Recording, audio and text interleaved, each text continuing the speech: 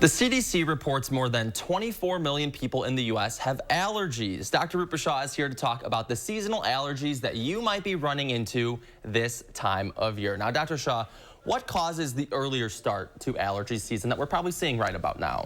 Yeah, so part of the reason is that climate change has really led to kind of warmer seasons. So we're seeing higher grass and tree kind of pollens in the air.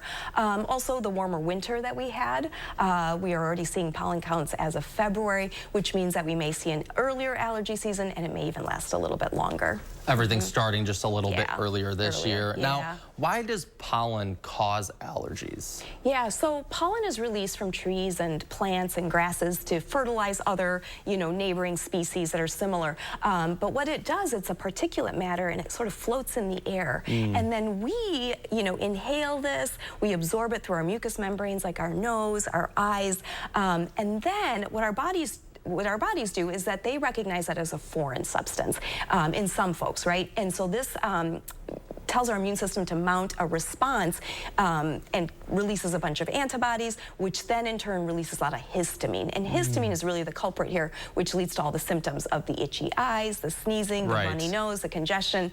It's like all pouring out of you at once, right? Yeah. Now, how can people manage their allergies? Any good tips out there? Yeah, so one of the things you want to do is you want to avoid the early morning hours and the later afternoon hours. That's when most of the pollen is released from these plants. So if you can kind of avoid those hours, you might be benefited.